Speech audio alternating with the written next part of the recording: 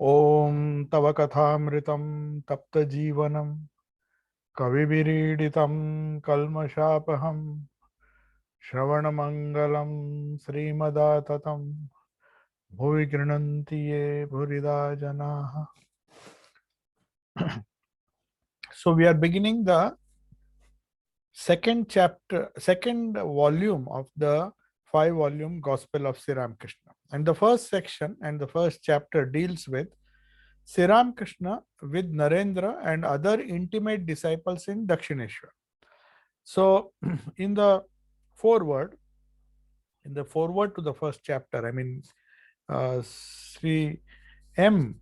Master Masha is given it a heading which goes like this: the story of Thakur's earlier life. It's not recorded because what he heard from Sri Ramakrishna and what he heard from others, he's trying to describe. So, Sri Ramakrishna, in his first ecstasy of love in 1858. So, this is much before the gospel was recorded. So,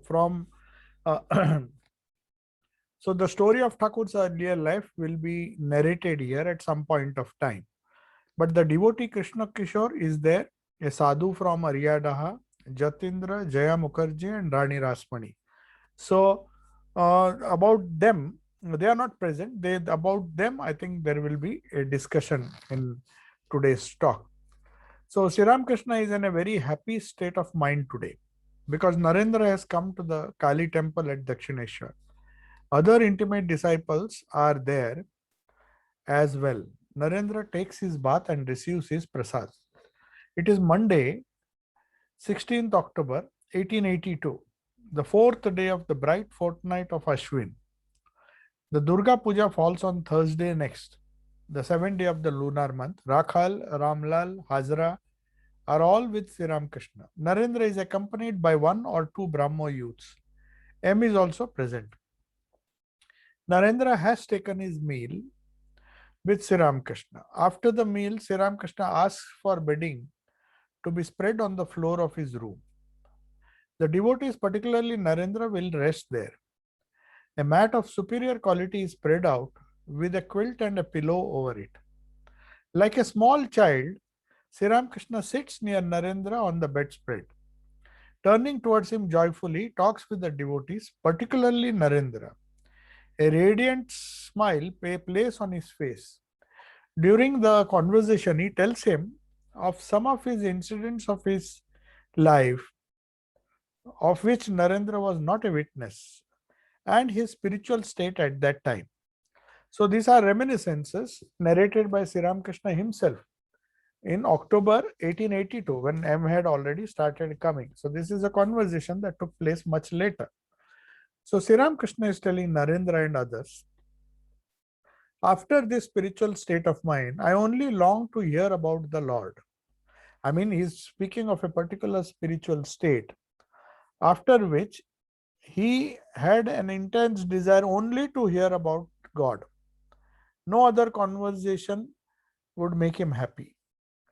I used to wander about trying to find out where the Bhagavata, the Adhyatma Ramayana, or the Mahabharata was being read.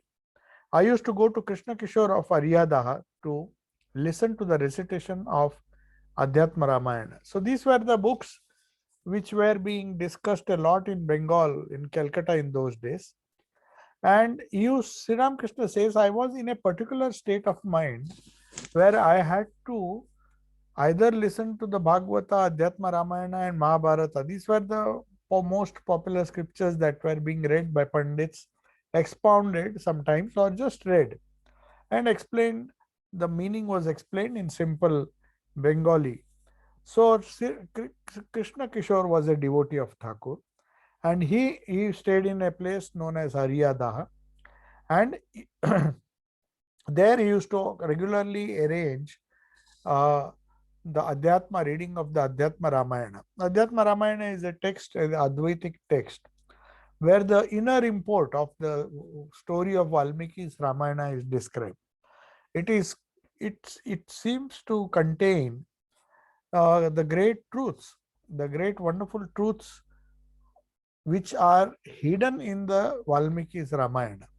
So that Adhyatma Ramayana, where there are a lot of discussions, like Yoga Vasishta Ramayana is also there, where there is a lot of discussion of Vasishta with Rama.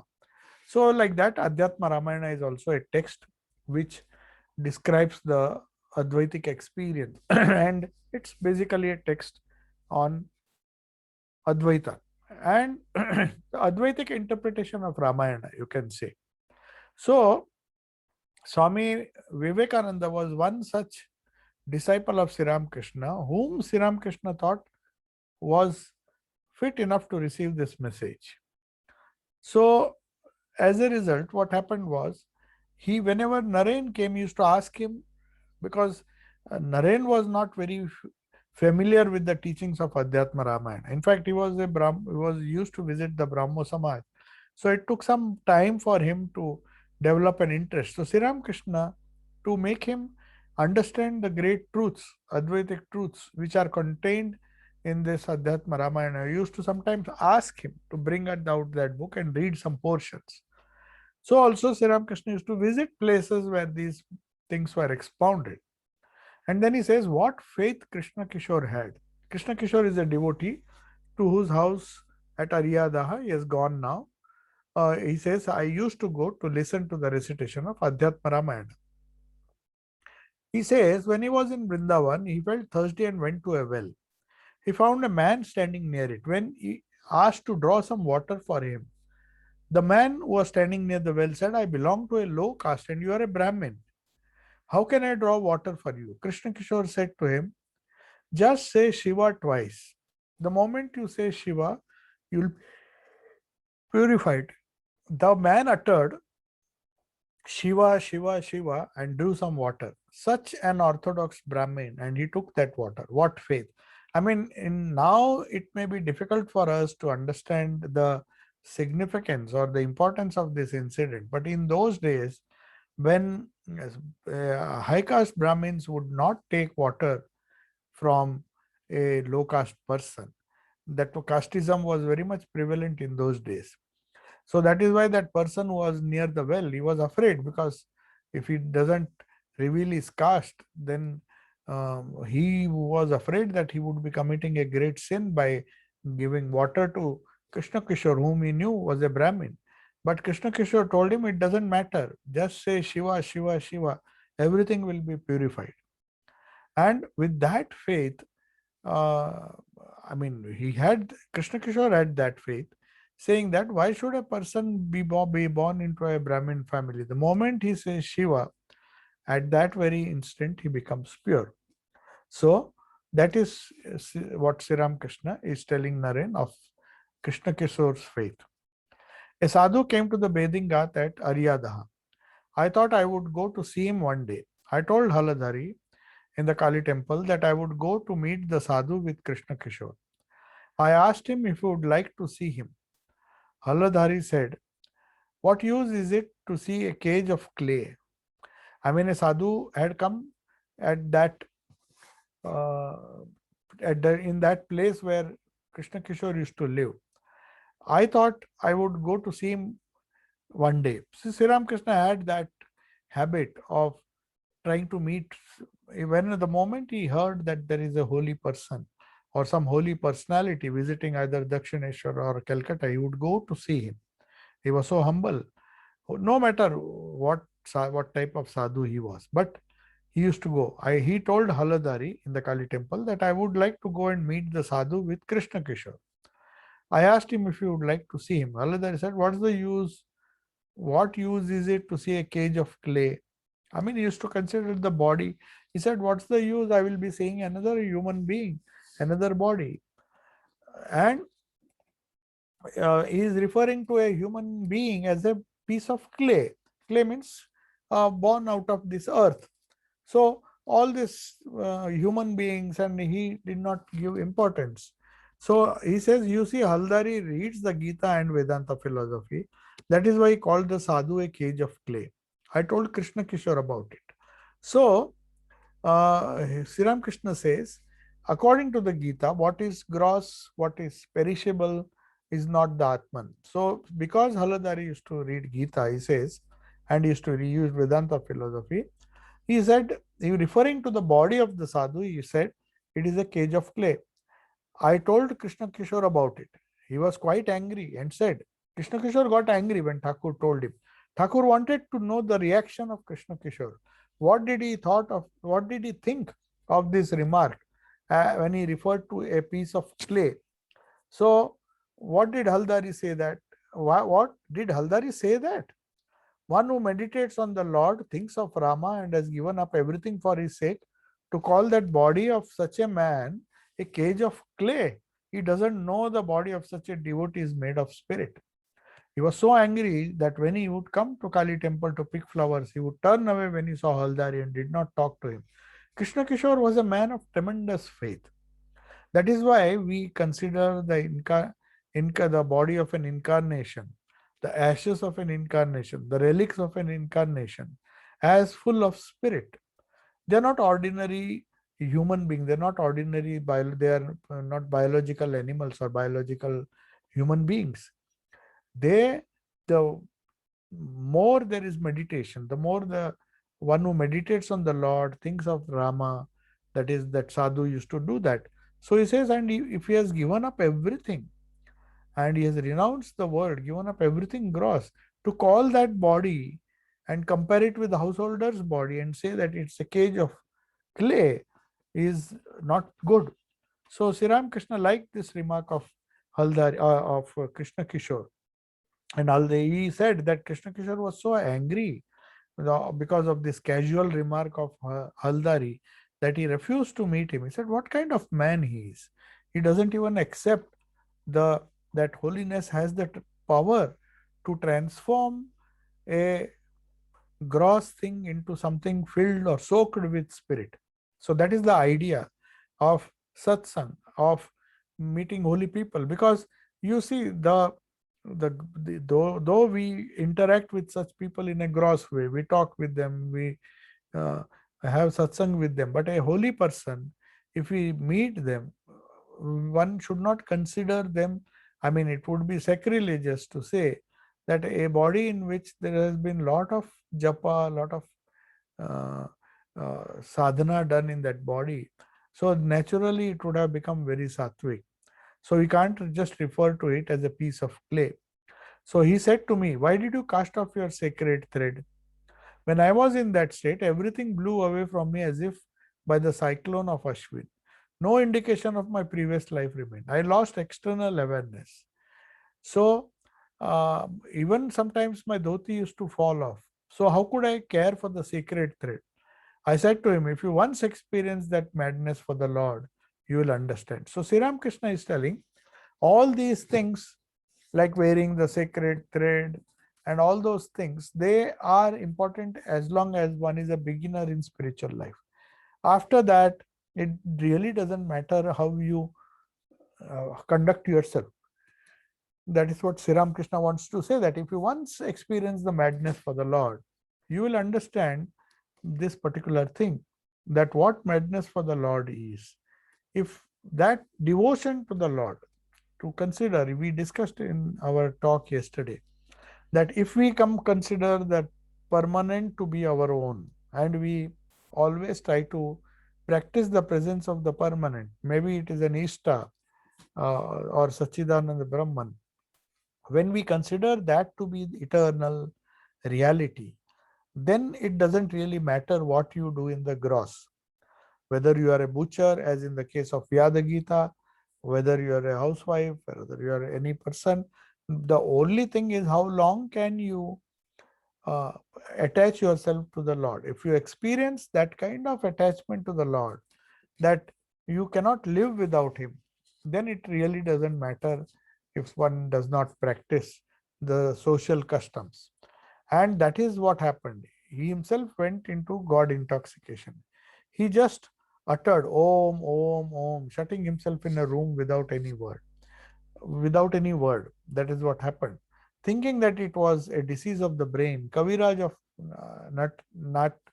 Natagore was sent for. Krishna Kishore said to me, my good brother, please do not cure me of my disease. Please do cure me of my disease if you think there is a disease, but please don't cure my Om. The Om which I am reciting is not out of madness. It is out of, maybe if you think there are other problems, you cure. And if you think it is a disease of the brain, but I think it is, I am definite that it is not a disease of the brain. I'm just trying to become one with the infinite. So people are misunderstanding me.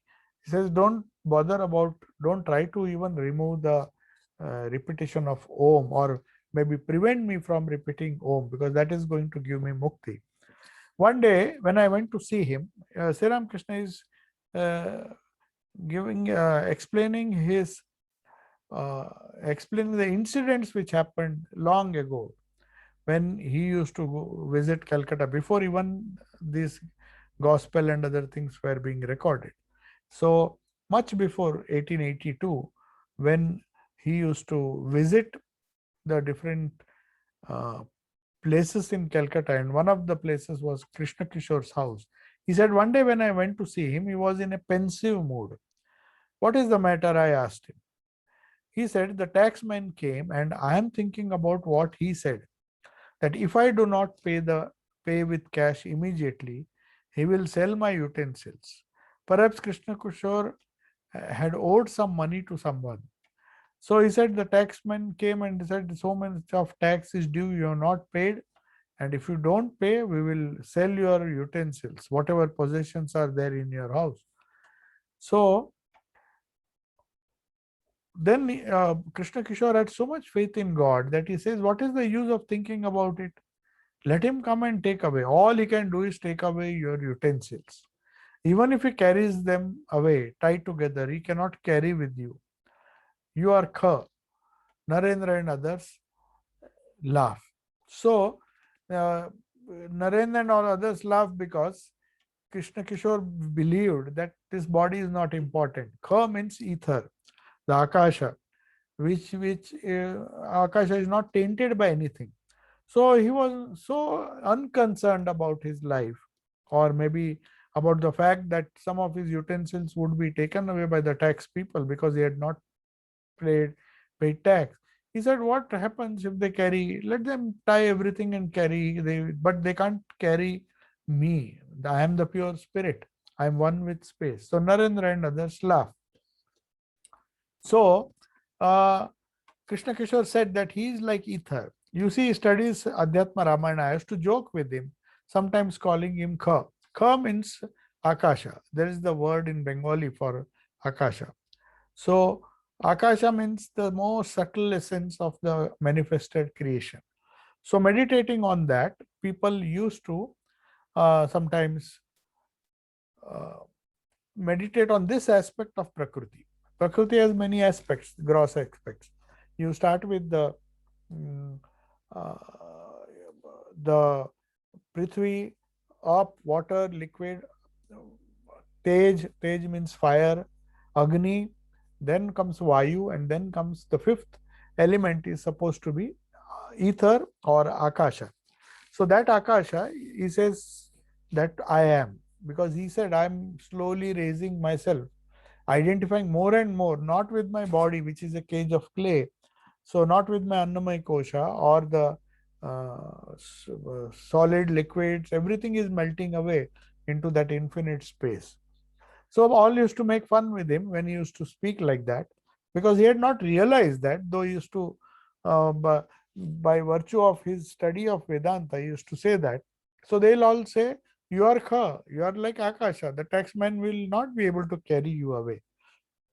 So Sri Ramakrishna used to joke, knowing fully well that his fanaticism, though he was genuine sadhaka, but still he had some confused ideas. So during ecstasy, I would tell the truth to everybody. Sri Ramakrishna now is telling what happened when he himself was filled with love for God. This is Krishna Kishore's, what Krishna Kishore used to say is describing. But he says, during my ecstasy, I would tell truth to everybody. I did not care about one's position and was not afraid of men of power. So this is one aspect of Sri Ramakrishna which we see. He was not concerned if Devendranath Tagore or all the very important people of Brahmo Samaj came. So when he was in that high state of ecstasy, he never bothered about manners and all, whom he was talking to, how he was talking to, how he was behaving with other people. So all he used to do is what he felt, what he knew, what he had realized as truth, he would speak it on the face of the person, even if it hurt him. Because he in that state, only when he came down a little, and then he started thinking whether it is appropriate to speak this or to do this and all those. One day Jatindra came to Jadu Malik's garden. I was there. I asked him, what is man's duty? Jatindra was another devotee. He had come to Jadu Malik's garden. So Sri Krishna was there. So naturally, Sri Krishna used to ask questions to these earnest seekers. He said, what is man's duty? Isn't it to meditate on God? Then Jatindra replied, he was, we are worldly people. Is there salvation for us too? So he was under the impression that it's a holy man's uh, uh, duty to call upon God.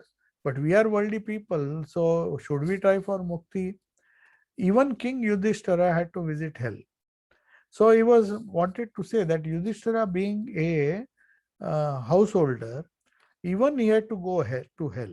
There is a story that before going to heaven, they had to pass through hell for some of the mistakes, some small mistakes, which some apparent untruth which Yudhishthira said. For all his truth, he had to go to heaven. But there is a story that which says that Yudhishthira had to pass through hell for some time at least, because he had spoken inadvertently some untruth.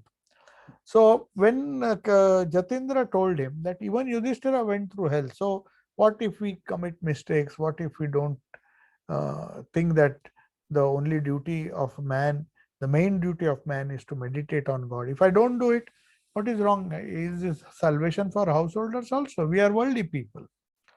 So then Sri Krishna got angry. Then he said, what kind of man are you? You remember Yudhishthira's visit to hell, and then you forget his truthfulness, his readiness to pardon, his forbearance, discrimination, dispassion, and love for the Lord. He had so many good qualities, and you see one small error because of which he had to go to hell, and you magnify it and say that even Yudhishthira had to go. That doesn't mean that you can do whatever you like. Why can't you imitate the positive side of Yudhishthira? I was going to say much more. He was very angry with Jatindra. But Hriday stopped him because Hriday knew that he was an important person and Sri Krishna would have just given him a piece of his mind. So he put his hand on my mouth. A short time later, Jatindra left saying that he had some business to attend to. Of course, Jatindra was a very arrogant person. He did not come, though he was a devotee, he did not like Sri Krishna speaking his mind and telling him, why are you so negative? So in effect, so Jatindra seems to be focusing on the negative side of all personalities. That is what normally happens in life. When we become increasingly negative, when we see the bad things in the world, then we have to just pause for a moment and think, why are we doing that? Are all people bad? Is everything bad? There may be many bad things going on in the world, but should we waste our time? Should we waste our energy focusing on the bad things? That lesson is Sri Krishna is giving here. He said, you saw the bad thing about Yudhishthira, only one bad thing he did. But what about the thousands and thousands? His truthfulness, his readiness to forgive others, his forbearance, his titiksha, his viveka, that is discrimination, his dispassion, vairagya, and love for the Lord. These things he had in full measure. But because of certain circumstances, one now and then or once in a while, if he had told some untruth, why are you focusing on that and say that even he had to go to hell? So Thakur wanted to speak something more because he was like that. He was very frank. He didn't care if Jatindra was a rich person or an important person. Perhaps he was one because he had come to meet, and Hriday was always afraid that these important people, when they come, if Sri Krishna just speaks his mind out like a child, then they will feel upset and they may not come. So he prevented Sri Krishna from speaking, which he should not have done. But then anyway, Jatindra did not deserve any more advice. So he had to take, he just said, I will now leave, saying that he had some business to attend to. And he left. Many days later, Sri Ramakrishna says, I went with Captain Upadhyay, was a devotee, very nice devotee. He was, I went with Captain to Saurindra Tagore's house, one of the Tagore's family. Seeing him, I said, I cannot call you a Raja. Raja Saurindranath Tagore was a very big Zamindar. So people used to call him a Raja. He was a very prosperous person. So because he had gone there, normally people used to offer their salutations by uh, saying, oh, Raja, or addressing him as Raja. So he says, I can't call you a Raja or anything because it would be a lie. He talked with me for a while. Then Western visitors began to arrive. He was a man of highly Rajasic nature. He kept himself busy with so many things. Word of my visit was sent to Jatindra, but he sent a message that he had a sore throat. So Jatindra also was perhaps upset because Sri Ramakrishna spoke his mind out and told him where his fault lay. So also Saurindranath Tagore, though he went to his house, the rich man's house, he said, I can't call him a Raja. Somebody must have told Sri Ramakrishna that we are going to a very important person's house. You have to call him, address him as Raja. He said, I can't call him as Raja because he's full of rajas. Then he talked with him for a while and he saw that he has no spiritual stuff in him and he left. And then he found he's so busy with his so many things that he perhaps is not fit to lead a life of contemplation. So, in the same state of God intoxication. So, there is another, Sri Ramakrishna also says that the same Jatindra who had come, he again wanted to visit him. Perhaps he had some hopes that this person may change. But Jatindra sent a message that he had a sore throat. That means he did not want to meet Thakur. So he did not have the fortune of meeting him. In the same state of God intoxication, I saw Jaya Mukherjee one day at the Varanagar Ghat. He was performing japa. Now this Jaya Mukherjee, he was Jaya Mukherjee, I'll have to see who he was.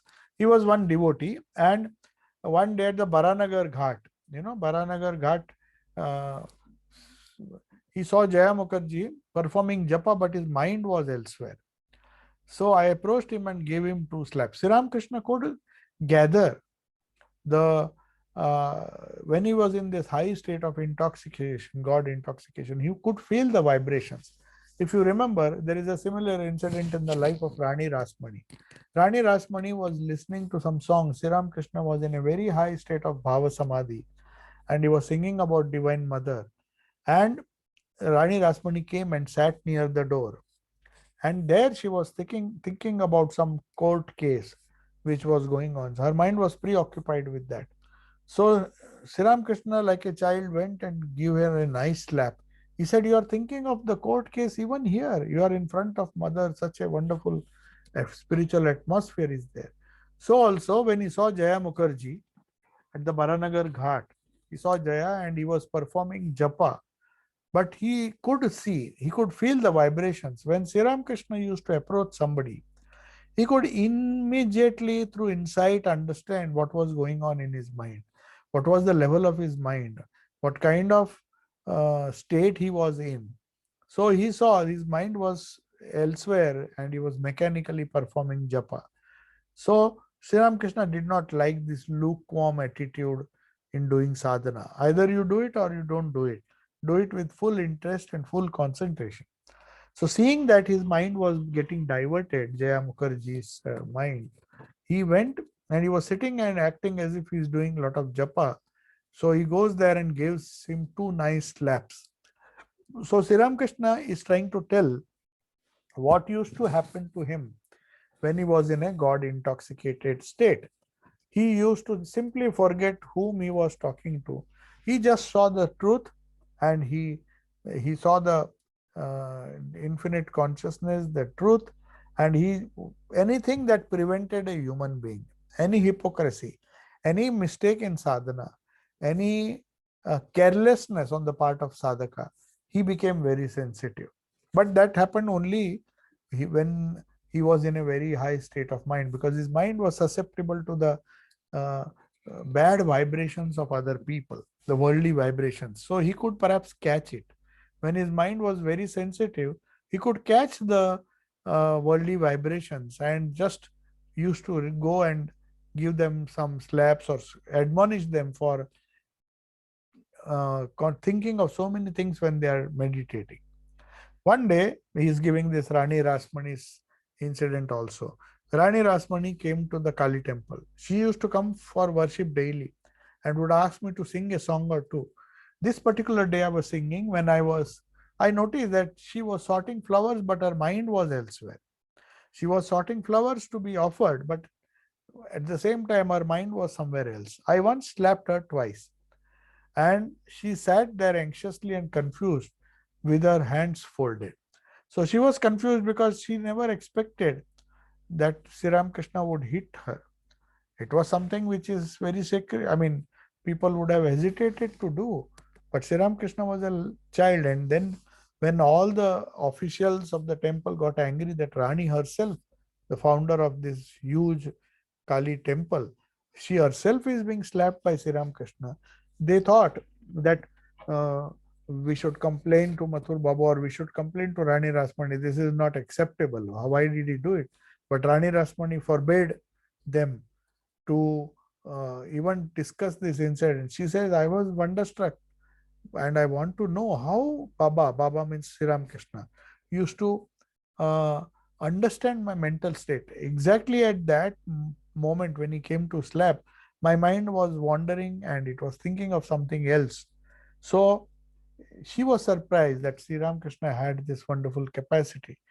Not only that, he used to guide people and tell them that this kind of half-hearted sadhana is not good. One has to do with full attention, full concentration.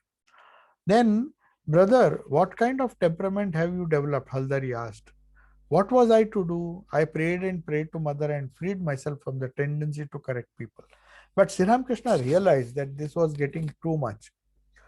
And when Haldari, he came and asked Sri Krishna, what is happening to you? You are slapping everybody. Then he went and prayed to the mother.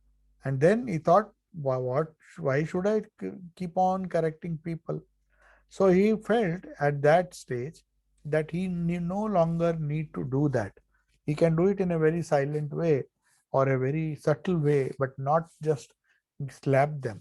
So, and that's why he says he prayed and prayed to the mother, say, please don't do this, otherwise they will misunderstand me. And he managed to free himself from the tendency to correct people. So that tendency to correct people was a stage in which he used to go to a very high level of ecstasy and see that all these people, how hypocritical they are, how in the name of sadhana they are doing so many things. So that intense urge to explain what spirituality was, what real spirituality was, and what are the kind of practices that we have to do so that we can increase our spirituality. We should not be half-heartedly doing some ritual like offering flowers, which Rani Rasmani was doing. She was offering flowers with the mind in so many things. So what's the point in doing that?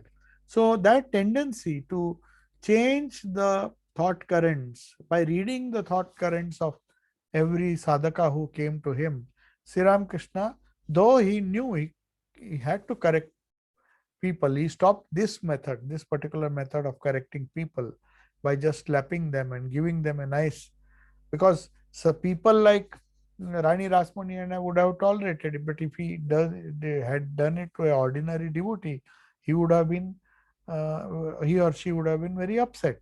But since Rani Rasmani and also all the other people whom he scolded, they were all very close devotees. I mean, they were great spiritual sadhakas. So she did not feel bad. She was happy that Sri Krishna pointed out and taught her how to meditate. But still, Sri Ramakrishna thought that why should I be always looking for faults and trying to correct them? So he also prayed to Holy Mother and stopped that from that day onwards. Then the other incident which has been described now with Mathuran on pilgrimage in 1868, Sri Ramakrishna weeps on hearing worldly talk in Kashi. So now Sri Ramakrishna is telling all the devotees who have assembled on October in 1882 what used to happen in sometime in 1968 when Mathur had arranged for a railway trip, because in those days Calcutta to Banaras was connected by rail. So they had to book a special wagon for Sri Ramakrishna, a coach for Sri Ramakrishna, so that his they could look after him in that big coach in a very private way. So Mathur Babu took him on a pilgrimage tour. They went to very many other places, Brindavan also, but Banaras, they had gone in 1868. When I was in that state, even in Banaras, when he was in a very high ecstatic state, I like to hear nothing but talk of Lord. That is a stage where they say when the Kundalini comes up from the level of the heart and comes to the Agnya Chakra, Sri Ramakrishna himself says, when it comes to the throat center and also higher, when it comes to the throat center, then they say that that person develops a sudden inclination to constantly talk about God. Whether people are interested or not, he develops that interest. And Sri Ramakrishna used to feel anxious if people were not practicing sadhana as it should be practiced. So, in that state, he used to hear only of God and he used to tell only of God. If I heard any worldly talk, I would sit silently and weep. So, he felt suffocated when he went to Banaras.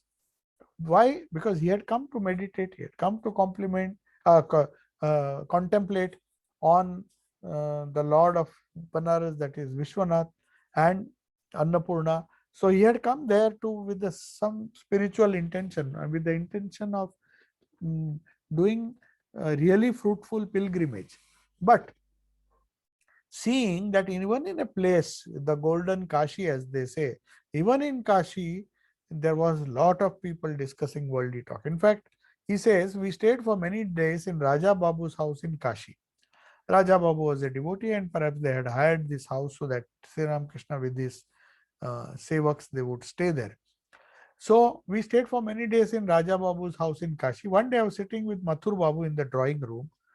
Raja Babu was also there with his men. So there was a big group sitting in the drawing room where Sri Ramakrishna was staying for a few days when they were in Kashi. So Raja Babu was also there with his men. I noticed that they were talking about worldly things. A lot of worldly discussions was going on, though they had come there with the intention of having holy company of Sri Ramakrishna and going to Kashi. But the house which they had rented of Raja Babu's house, there a lot of friends came with the intention of meeting Thakur, but they could not control themselves. And they were talking about worldly things, that so much money was lost, I lost so much money, I gained. And Sri Ramakrishna says, I became so suffocated, I began to weep. Mother, where have you brought me? He had a desire to go to Banaras, but now he feels that where, where he has come. I mean, how pathetic the situation is now, that he is to uh, come to a place where even in such a holy place he has to hear about the worldly matters. He has to hear people conversing, and some of them were very close to Mathur Babu. And he says he wept, and then, Mother, where have you brought me? I was so well off in Rani Rasmani's temple, because there he was his own master. He could avoid talking or listening to the worldly talk. He was so busy with his own temple. But in Banaras, since he was staying in this house, he had to bear these people talking, that I should hear of lust and greed even in holy places. So he had come to Banaras with the idea that at least there I can contemplate like I do in Dakshineshwar. And seeing that even in this holy place, people come here and talk all sorts of nonsense. They talk of lust and greed. There in Dakshineshwar, I did not have to listen to such worldly talk, because he could avoid, he could go go to any place he liked. He could go into solitude to Panchavati. He could stay in his own room and not allow worldly people to come and just have worldly conversations. But having come to a pilgrimage place, and with the expectation that Banaras is such a holy place, there'll be holy vibrations, he found that instead of doing sadhana, these people are talking about their money, what they were doing as business, and talking of lust and greed. So Sri Ramakrishna says, I was better off in Dakshineshwar, because there at least I had the freedom not to listen to all these things. So Sri Ramakrishna then asked the devotees, particularly Narendra, to rest a while. He himself lies on the smaller cot.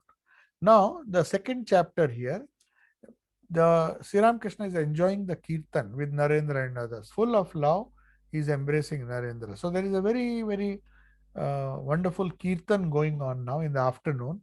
Narendra is singing. Narendra had a wonderful voice, and Sri Ramakrishna used to often ask him to sing.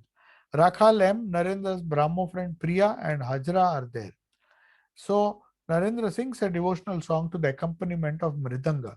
So somebody was playing Mridanga, and Narendra was singing uh, a devotional song supported by a Mridanga.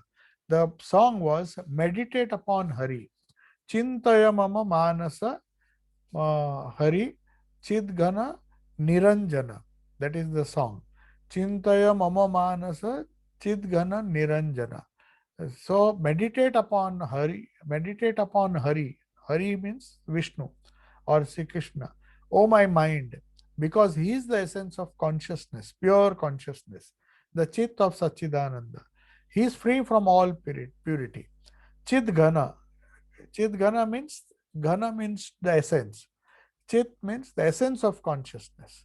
So when consciousness, we get the essence of consciousness in the Lord, in Hari. So Hari has to be meditated as consciousness solidified or personified. So when consciousness takes the form of a human being, is known as avatar, and that is, and all the gods are manifestations of that infinite consciousness, because they are full of the essence of that consciousness. So he says, meditate upon Hari, because if you meditate on Hari, your mind will be full of that essence of consciousness, and it will be Niranjana. He is free, he will be free, that mind will be free from all impurity. Whatever impurity is there, by meditating on pure consciousness, which is Hari, everything will be, that person will be free from impurity. Without equal is his glory, means his glory is cannot be equated with anybody. Such is the glory of my Hari. Beautiful is his shape, how beloved he is in the hearts of devotees. So he's talking of the Krishna Bhakti here. The Krishna or Hari who is beautiful, who looks beautiful, and because he motivates or he inspires the heart of everybody, heart of his devotees especially.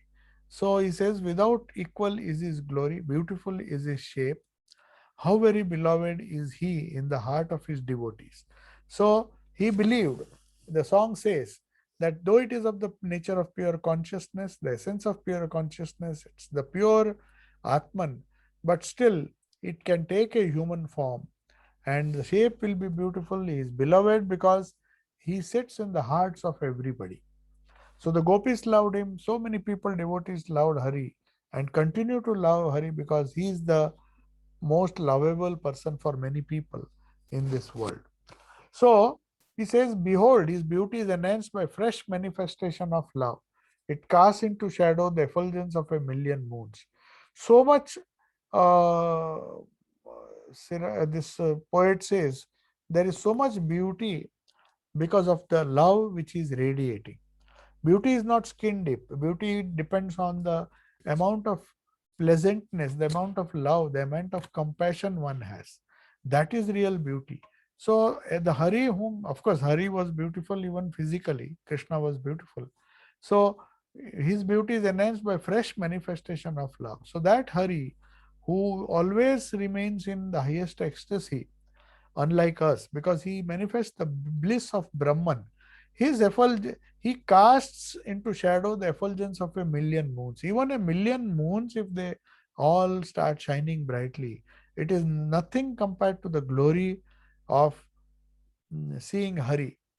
Verily, lightning flashes out of his glorious beauty. His blessed vision causes the hair to stand on end. Sri Ramakrishna used to say that whenever we are in a high state of ecstasy, our hair has a tendency to stand on end. He used to consider that as one of the signs to know whether one has reached a raga bhakti or a higher bhakti. Because when that happens, certain physical signs Sri Ramakrishna used to see. So he had seen many people in the spirit of intense love, the hair on their body used to stand up erect. That is because the pleasure principle inside the body, the whole conscious principle inside the body, is the whole body is as it were suffused, and that consciousness, that happiness, that joy, that glory, that wonderful happiness percolates out, and in the process certain physical signs are seen, and one of them is the hair on the whole body stands on end, because there is lot of current of love and joy and freedom and call whatnot. As a result of meditation, a sadhaka develops that, and naturally, uh, when that state comes to that sadhaka, his hair starts standing on the end of the body. I mean, on the end of the skin.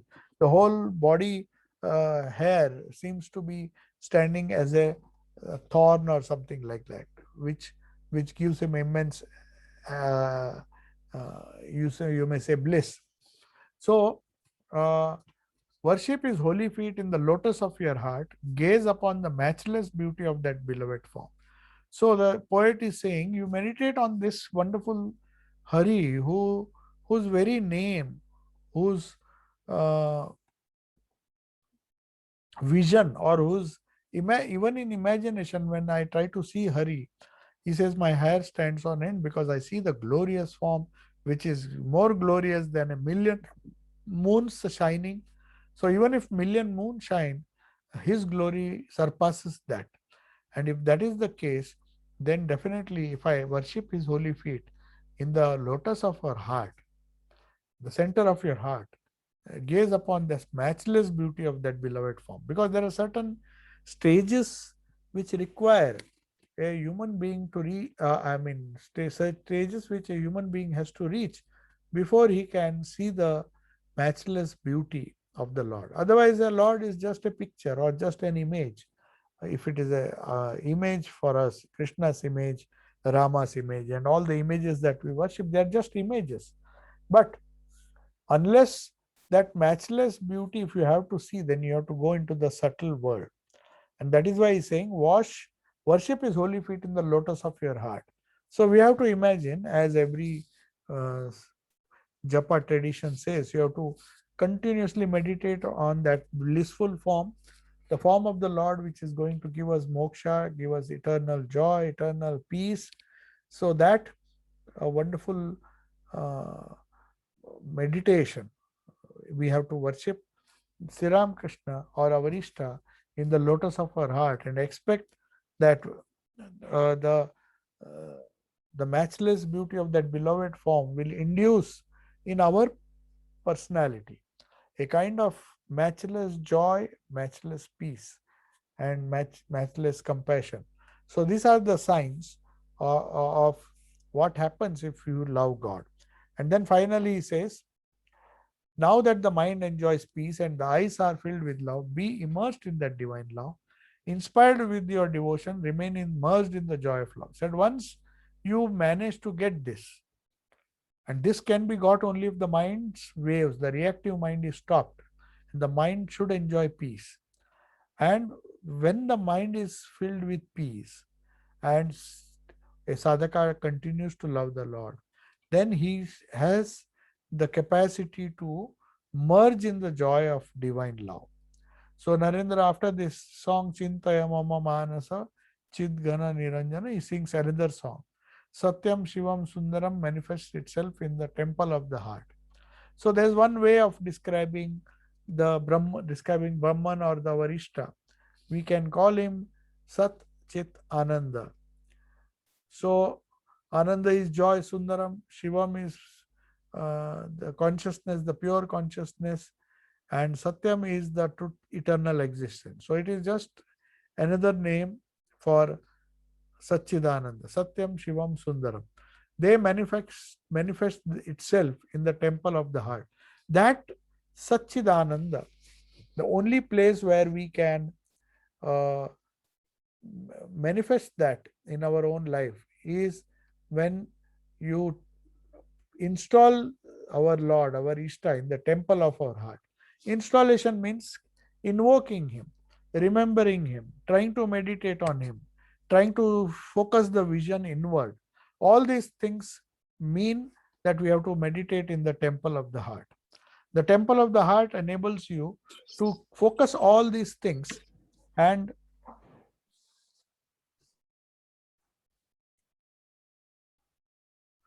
so it helps us to focus all.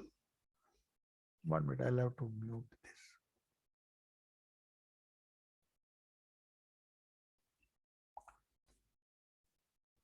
So then he's praying to the Lord and saying, let Sat, Chit, and Ananda, Satyam, Shivam, Sundaram manifest itself in the temple of the heart. Then what happens?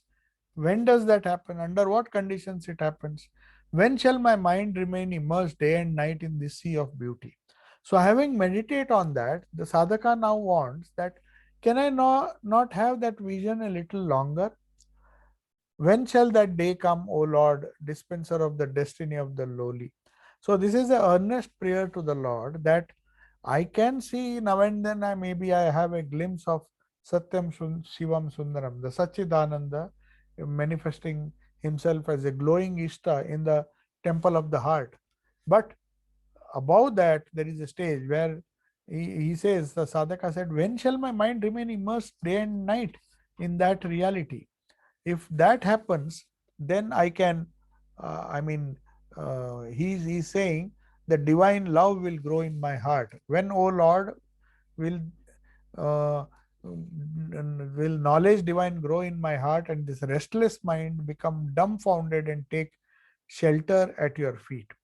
So these are prayers to the Lord, and Narendra is singing, mm, uh, when will that divine knowledge, uh, when will that divine illumination grow in my heart? When will my buddhi be opened? I mean, the discriminative faculty and the buddhi, the enlightened buddhi, uh, be awakened.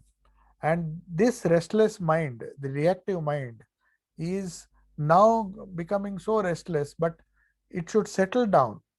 Become dumbfounded means it should settle down. It should not be always going after, always reacting, action, reaction, action, reaction. This reactive mind should be calmed down. And that is possible only if we focus on get shelter at your feet, at the feet of the Lord. Just as the chakora, on seeing the moon, begins to frolic with joy. They say the chakora bird is a bird, it's a kind of partridge, chakora. And they say the whole day it waits for the moon to rise. And when it finds the moonbeams, it bathes in that light and then starts uh, jump, and then starts this legged partridge. Expresses its joy as soon as it sees the full moon and begins to frolic, enjoy itself in the joy of the moonbeams. In the same manner, bliss like embodied nectar will rise in the firmament of my heart, and I too, O Lord, will become intoxicated in your light. So, he's the the singer is saying, Narendra is singing this song. He says, just like the chakora frolics on seeing the moonbeam, so also the light of consciousness, when it awakens in my heart, I will also try to enjoy the bliss of uh, enjoy the nectar, the amruta, which will be the bliss like nectar in my heart. So these are the earnest prayers which Narendra is saying. Narendra used to sing many songs, and when Sri Ramakrishna insisted, he used to normally sing Brahmo songs, Manachala, Nija Niketan, and other songs, which spoke of a impersonal God. But after he understood, after he came in contact with Sri Ramakrishna, he learnt a lot of songs on Hari, on Kali, on the mother, which Sri Ramakrishna wanted him to learn, because he wanted Narendra to have a comprehensive outlook. He should be follower of Advaita, but at the same time, he should have that bhakti within him. So that's why we find in Sri Ramakrishna, in Swami Vivekananda, a combination, a wonderful heart, a wonderful brain to conceive, a heart to feel, and heart to sing songs and appreciate. So this wonderful development of the heart, uh, which was a result of these songs, they were expressed through these beautiful songs. And these songs were specially learnt by Narendra to, because Sri Ramakrishna used to love hearing these songs. Then finally, the last two lines: when, O friend of my soul, will this mind rest at the holy feet of the King of Kings? King of Kings means the Lord. So, uh, when, O friend of my soul, so he's praying that when will my mind rest at the holy feet? Because only then I can enjoy this intoxication, that joy, that intoxication in the light, divine light of the Lord. At thy matchless feet of peace and absolute good, the end of my life will be realized. The end means mukti, moksha, or unity with the Lord, unity with this Satchidananda, this oneness with Satchidananda. So that is what the disciple or the singer is yearning for. And then the last few lines I'll just quickly read, and then we'll have the question. There's one more song which Naren is singing, but this song, and then he says, when shall I be worthy of the delight of paradise in this very body, in this very life? Paradise means here in Vaikuntha. So all these followers of Hari believe that for them moksha means to be in close proximity with uh, Vishnu or with Hari in Vaikuntha. So he says, when shall this body, I mean, when shall I be worthy of the delight of paradise in this very body, in this very life? He doesn't want to get mukti, or maybe he doesn't want to go to Vaikuntha after death. He says, I want to experience that ecstasy while chanting your name, while thinking of your Leela. I want to enjoy that Vaikuntha in this body, in this very life. O Lord, seeing your pure, sinless form, seeing your radiance, the darkness of sin is dispelled by the darkness of light. So, this is the essence of all mantras. We have to meditate on the bright, pure, and sinless form. So, only when it is pure and sinless, not tainted with anything, the radiance and the darkness of sin, which is tainting our soul, tainting our mind, rather the mind, the reactive mind, and the lower mind, which is full of sin, that can be cleaned only by the radiance of buddhi, the radiance of buddhi, where the Lord manifests himself as light. That is what buddhi is all about. He is the Ishvara who manifests to a sadhaka in the light of, in the darkness of the heart. When we meditate on the light of the Atman, the light of Paramatman, the light of Ishta, then all these sin, pain, sorrow, everything will go. So the essence of all mantras, whether it is Gayatri or any other Guru given mantra, is, O Lord, seated in my heart, please awaken my buddhi and remove all the darkness of ignorance which is making me suffer in this world. So that is the essence of the every mantra, whether you say Om Namah Shivaya or anything. So we want to establish the Lord firmly in the darkness which is now uh, filling our hearts. Our hearts are dark, we are confused. Our minds are dark because we are not able to take decisions. We are always on a reactive mode. So to calm it down, he is praying, and through his radiance, he says, after my mind has become calm, the buddhi has been awakened. In that buddhi, the light of Satchidananda, or the light of our Ishta, the light of God, will shine, and that is verily a Vaikuntha for me. I don't have to go to Vaikuntha after death. I will reach Vaikuntha in this very body, in this very life. And then he says, when shall that day come when constantly looking on him, my mind shall dive deep in the sea of that divine beauty? So here again and again, the sadhaka is singing these different verses and somehow trying to feel the presence of God, trying to focus on God. We forget throughout the day, we tend to forget. These songs, these immortal songs, which Sri Ramakrishna used to hear from the wonderful, in the wonderful voice of Swami Vivekananda, Narendranath, these songs used to, because he had experienced all these states. These days had come that his mind would dive deep into the ocean of divine beauty. These kinds of meditation he had done for so many days. So, hearing this song, he goes into ecstasy and saying the finally the sadhaka says, having attained you, I will remain merged night and day in the joy of love and forget myself. So when the buddhi is awakened, the ahankara goes. As I told you, when Mahat first manifests, it becomes buddhi. Buddhi becomes ahankara. Ahankara then becomes the gross indriyas, the karmendriya, gyanendriya, and then the whole process makes us more and more gross and sorrowful and sad. But when we meditate, we follow the reverse process.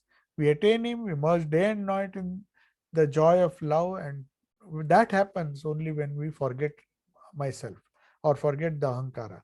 But when will such a day dawn? So with this, Naren is ending uh, this particular song, but the song goes on. He sings many more songs, and the kirtan continues with the accompaniment of the mridanga and cymbals. The manjira, Narendra and other devotees sing the kirtan, form a circle around Sri Ramakrishna. Now they sing all together in chorus that please get absorbed in the nectar of divine love. Occasionally they sing Satyam Shivam Sundaram manifests itself in the temple of the heart. So at last, Narendra himself takes the coal and, full of emotion, sings with Thakur, repeat the sweet name of the Lord with joy and gladness. When the song ends, Sri Ramakrishna embraces Naren for a long time. And then he says, oh, what a wonderful joy you have given me. So, Sri Ram, these sessions were uh, these wonderful kirtans and sessions of divine singing and repeating the holy name was going on unceasingly. And Sri Krishna says that that fountain of love which was welling up in the heart of Thakur, it was so intoxicating that the people around, those who were lucky enough to witness that, they would feel that. And till 8 o'clock, they were all intoxicated. And he Sri Ramakrishna is just walking, and then he is trying to uh, bathe in the divine joy which was created by Narendra singing. So then he suddenly makes a very important remark, and we'll end with this. He sometimes when he was walking, he was praying to the Divine Mother. After this high mood, he says, what harm can you do to me? So the people around were not able to understand. What is he saying? Who is going to do harm to Sri Ramakrishna? What he meant was, Maya can do no harm to him who has the Divine Mother to protect him. Is this what he was saying? So M has understood from this sentence that Sri Ramakrishna says one who repeats the mother's name doesn't have to worry about anything, she will protect him. So I'll conclude today. Today is known as the International Mother's Day. We will pay our homage, our prayers to the Divine Mother, Sri Ma Sharda Devi, the Divine Mother Kali, because it was this International Women's, we have International Women's Day, we have International Mother's Day. So no doubt there is a lot of history behind that. But for us, Mother's Day is the day of awakening of the Mother, Holy Mother Sri Sharda Devi, who was born on this earth, brought by Sri Ramakrishna to manifest the motherhood of God. Every woman starts a life as a mother, as a daughter, then a wife sometimes, and then a mother. But the main role she has to play is mother. It's not just about biological motherhood or something like that. Motherhood here means that unselfish, compassionate feeling towards the child. So and the infinite protecting capacity of which Sri Krishna is speaking about. He says Maya can do no harm to who has divine mother to protect him. So on this Mother's Day, on where we are supposed to pray to our own mothers, but we should not uh, limit ourselves to worshipping just our or thinking about our biological mothers, but go from the grosser to the more subtle to the divine mother who is Prakruti herself, and with only her protection, as Sri Krishna concludes after hearing this song, that Maya can do no harm. Any gross calamity or gross thing which harms the spiritual life will never approach if one has the divine mother to protect him. So, Holy Mother's quotation, I end with Holy Mother's quotation that whenever you are in trouble, just know that you have a mother. So, we conclude today, and if there are some questions, I will answer.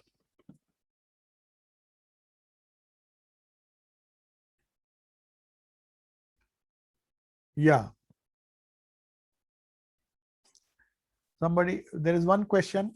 Is it a sign of spiritual progress if we also begin to feel suffocated in secular or worldly discussions, like Thakur used to feel in certain groups? When you go towards the east, the west automatically becomes distant. But how can we apply ourselves in our secular careers if we don't enjoy like we used to once upon a time, or doesn't seem attractive anymore? I know you will say work like a maid servant, but what else? Yes, this is a good question because there is no shortcut in spiritual life. So the question is fine. For Sri Krishna, it was possible because he really felt that the worldliness, he was absolutely allergic to anything worldly. So much so that he could not even touch a coin. But we have not reached that state. So naturally, in our case, we may not have that extreme abhorrence or extreme hatred for things of the world. We sometimes have to strike a balance between certain worldly talk which we may have to indulge in. We may not indulge in that, but we may have to hear that because our profession demands that. Maybe when we are in the profession, you can't expect the type of company, the type of satsang. When Sri Krishna was in Dakshineshwar, he could have the company he wanted. That is why he chose not to take up a job. But it is not possible. It was possible for Sri Krishna to do it. So the question is not that Sri Krishna, that's why he knew the difficulty. Though he says he was in this very high state, how many of his disciples could do that? Naren had his own difficulties. In his presence, he saw how much Naren suffered. His mother died, his father died, and his mother and he were about to be thrown. So all these things were suffocating him. The suffocations are not new. Even Sri Krishna suffered. But Swami Vivekananda and others, they also gave us object lessons in how to tackle this. It comes, but it goes. As Holy Mother used to say on this Mother's Day, I would like to say that difficulties and are never unsurmountable. They will pass away as the water passes away under the bridge. She was walking, she was pointing out to a bridge, and she says, "See the water under the bridge. Is it the same water? The water which was there 5 minutes ago has passed and passed away, and new water has come. So also in our life, difficulties will come. Even Holy Mother accepted that. So whether we live in a detached way as a house maid, which Sri Krishna used to prescribe, which is a very good uh, way of detaching ourselves from the worldly things. So the housemaid, for example, would not appreciate all the things which he finds in the house of the in which is, but she will do her duty. She will do her duty and then come away. She can't have any choice. She can't say that I don't like things because it is not her house. She can't say that I don't like the thing. It is for the master, it is for one who has employed her to decide what he wants and what he doesn't. All she can do, when Sri Ramakrishna says, I know this is an example which seems to be very impractical, but you see, people have to do it, because till one goes home, the she has to think that the child of the master is her own, and she has to take care, and without getting affected, without allowing the reactive mind to be unnecessarily perturbed. This is a big challenge. I agree with that. It's a very good question, and definitely one has to learn the art of not trying to, trying not to get affected by the situations and circumstances, as Sri Ramakrishna used to say. But just as the maid servant, of course, that is one example he gave. Then the other example he gave is of the oil. The oil, if it is applied, then you can cut the jackfruit. Now, when we work, when there is suffocation because of secular and worldly discussions all around you, it is like the stickiness. It tends to stick to you. So there is another way which Sri Ramakrishna says, by applying the oil of devotion, keeping our mind as far as possible, greasing it with the oil, thinking of somebody who's taking you towards spiritual goal, thinking of the Lord who is with you always. So that oil of devotion, Sri Ramakrishna used to say, when he says applying the oil to the hand, means the oil of devotion, the oil of repeated names, whenever we get a chance, if we utilize it properly, we will develop some kind of devotion, and that will prevent us from getting stuck at in whatever situation we are. There is a little stickiness in will be there. It's when Sri Ramakrishna went to Banaras, he found his own people, Mathur Babu and others. They were discussing. They had gone there with the intention of pilgrimage, but there also they will be talking all worldly things. So that irritation, if it comes to us, it is a good sign, because at least we are on the right path. How we will handle the suffocation, or how we will handle the secular and worldly discussions, how best we can avoid it, it is a very practical question. And how to do it, there are so many other ways also. We will discuss it whenever we get a chance. But the question is, because if we uh, apply ourselves in the secular world, as Mathur Babu had to do, he had to run his business, he had to administer, and in the process, he had to discuss. So also, Rani Rasmani, she was thinking about a law case. She could not avoid it. And but Sri Ramakrishna slowly changed her mind. He said, yes, you do your things, law cases and all, when you are at home.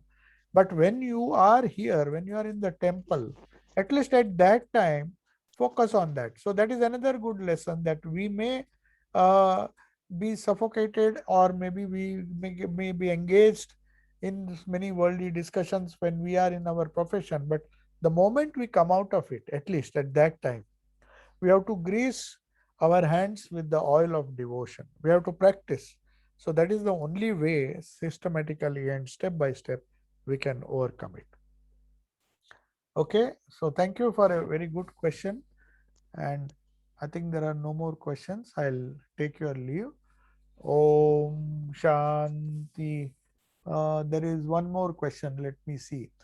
It is a challenge, because until we retire Vanaprastha, we have to somehow survive. Is this a spiritual struggle or a secular struggle? Isn't there a better way to struggle? Yes, it is both a spiritual struggle or a secular struggle. It's not just a secular struggle. It is a spiritual struggle, because everybody, whether he struggles in a secular way or in a spiritual way, struggle is struggle. We are trying to cultivate spirituality at the cost of our secular struggle, or at the cost, or at least trying to balance it with our secular struggle. Strictly speaking, there is no secular struggle or there is no spiritual struggle separately. They are all interdependent. The more you struggle spiritually, the secular struggle has a tendency not to lessen the secular struggle, but we have more capacity to bear the secular struggle. What happens is, we think it is secular and spiritual, but there is only one struggle. Unfortunately, we classify, we make compartment that this is my secular life, this is my spiritual life. Each one telescopes into the other. If we have a secular struggle, if we have a spiritual struggle, that means the secular impediments, the impediments of the world which do not allow us to become spiritual, they try to stop our progress, or they try to slow down our progress.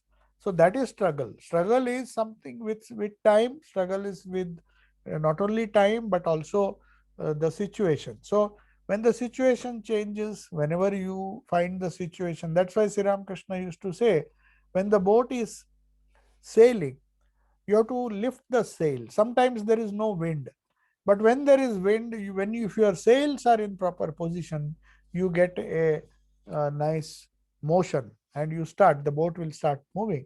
So we cannot wait till the wind comes. We have to do both. We have to struggle, whether you call it secular or spiritual. It is all one, because one dependent is dependent on the other. But one thing we have to be sure, and that is the assurance given by that the Lord Himself, in some way or the other, if a person is really devoted, if one tries to manifest the divinity within, Swamiji and everybody has told us that everything will be harmoniously arranged around it. It may take time, but there is no other way. One has to bring out the spirituality within, and everything without, whether it is a secular struggle or not. So that will slowly be reduced, and then finally it becomes so less that our spiritual struggle becomes a little more tolerable, or a little more easy. But struggle is struggle, whether it is spiritual, or whether you call it a spiritual struggle or a secular struggle. Okay, so I think there are no more questions. Yes, the final question was, isn't there a better way to struggle? The better way is a combination of all the four yogas. We have to combine, try to, you see, every struggle, even in a secular field, there are certain goals and targets which we set for ourselves. There are so many obstacles. How do we overcome obstacles? They said, where there is a will, there is a way. So that willpower has to be strengthened. There is a better way. Definitely the better way is to increase the will. Or how do we increase the will? We combine our will, or join our will to the divine will, because we know our will is not powerful enough. We find our strength getting lesser and lesser as the struggle increases. But definitely, if we take the help or combine our will to the will of the Lord, then it becomes infinitely powerful. So how we do it? We do it through sadhana, and that is the only way. The day it happens, it will happen slowly. You see, Holy Mother says, whenever you are in trouble, just think you are the mother. It apparently appears to be a very simple solution. It appears to be a very simple solution, that whenever I am in trouble, if I just remember I have a mother, then will she come and save me? Why not try? Why not try? We have to try it, because it definitely happens. So the question is, if we bring our will to enjoy the secular, won't it impede our spiritual progress? Definitely. The will is limited in power and capacity. If we use that willpower to enjoy the secular, naturally you will have less time for that willpower to develop the spiritual. So best thing is not to make any much distinction, because there is hardly anything. Your attitude makes a thing secular or spiritual. Our life is just a spiritual struggle. There is no secular situations will be there, but the struggle is always spiritual. That we have to understand. The secular problems are just obstacles. which we will face even when we want to achieve some secular goal. So for a spiritual goal also, we have to be prepared. How much people struggle? It's not easy to earn money. It's not easy to do anything secular. So the will has to be developed. But if that will is tracked to the divine will of the will of the divine mother, then it gains tremendous sense. It is a slow process, but it is the only process and the best process. Okay.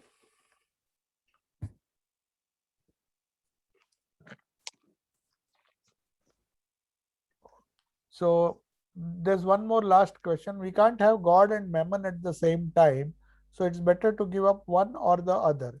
No, it is not like that. When Jesus said you can't have God and Mammon at the same time, in the sense you cannot have two goals. That is the idea. We have to understand this very clearly. It's not that either I will have man or mammon means the world, or I will have God. It's not like that. He said that because he thought that if people uh, vainly dream that he will have the best of the world and the best of spiritual life, that will not happen. But that doesn't mean that we are going to give up the mammon so easily. The mammon will not give us up. The world will not give us up. So when we go towards the east, as you yourself said, when we go towards the east, we are going a little away from the west, but the west is still with us. It's not that we have been totally, we have reached the eastern horizon, but we are still away from the west, but we are not fully away from the west. So it is a process. We have to understand that. So God will be there in the beginning. The world will be 50%, God will be 50%. I mean, in some intermediate stage. Then God will be 60%, Mammon will be 40%. Then God will be 70%. That is how we make our spiritual struggle goes ahead. It's not that we will have a stage when there will be 100% God and no Mammon, or there will be 100% Mammon. Both are not desirable. Even if a person says, I want only Mammon, I don't want God, but there are stages, situations in his life when he remembers God. So he will have some 10%, 20% desire for to attain God. So we should not say that we are either we have to do this or that. There is no tight compartment. There is percentage of mammon in us, that is percentage of the world in us, and the percentage of God in us. And we have to gradually and slowly increase the percentage of God, the percentage of our spiritual inclination. If it gradually increases, then the struggle will be natural. We just can't say I will have one and I will not have the other. So we have to slowly, that is why Abhyasa and Vairagya always go together.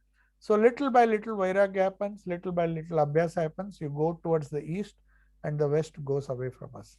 Thank you for a wonderful session. It's a nice question which was been asked. So I take leave. Om Shanti Shanti Shanti Harihi Om Tat Sat, and wish you all a very happy Mother's Day. Let us pray to the Divine Mother, Srima Sharda Devi, to give us the strength, wisdom, and the will necessary to undergo this spiritual struggle. Jai Ma. Jai Ma. Pranam Maharaj. Thank you, Maharaj. Maharaj. Thank you. Thank you, Maharaj. Pranam. Thank you.